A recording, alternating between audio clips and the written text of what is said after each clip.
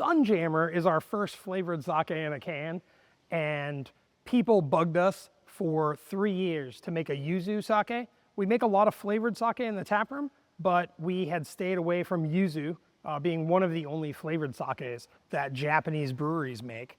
So after 3 years of hearing constant complaining, we decided to make our own version of Yuzu sake. Very different from the Japanese ones. It has some yuzu juice and fresh frozen yuzu peel, which really brings all of those peel oils like you would get in a nice cocktail.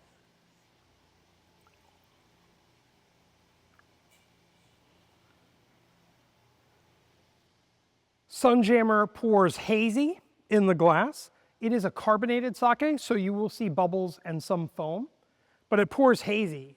Interesting, the base sake is actually a clear sake, but the haziness comes 100% from the juice. So we actually packed up in a van and drove down to New Jersey to buy both fresh yuzu juice and frozen yuzu peel from our friends at Yuzu, and that allowed us to make this super refreshing, super complicated expression of yuzu sake. It is hazy in the glass and definitely bubbles because it is sparkling. Oh, the aroma is like smelling a whole yuzu fruit. So we used a good amount of peel, so you get a lot of those citrus oils. People, I think, erroneously translate yuzu as Japanese lemon. To me, it's much more complex than that. It's almost like grapefruit, tangerine, spruce. I definitely get a bit of a spruce note.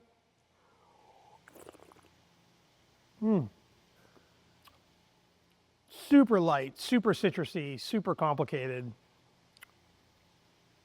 It's just so easygoing. You get every aspect of the yuzu fruit. You get the juice, you get the peel oils. There's no pith, so you don't get any of the bitterness. And then the sake that we used as the base sake was an incredibly fruity sake.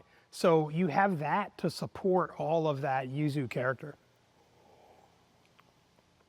The sparkling just makes it so light. For pairings on this, we definitely recommend going light and summery. Sashimi, raw fish would be really great. Carpaccios would be great. Lobster roll would be really great. Anything where there's a lot of seafood flavor for that yuzu to kind of nestle in there and pair with seafood. It's a really amazing sake for those types of foods. Recently, we actually had it with some fried clams, and it was really great as a little bit of a citrus backup to all of that seafood character. We named this sake Sunjammer after the 1964 Arthur C. Clarke short story about racing solar sail ships. We also included part of the logo of the Sunjammer mission, which was supposed to be NASA's first mission to deploy a solar sail in space. However, that mission was scrubbed before it launched. We're hoping that people will bring it back and launch some solar sails in space.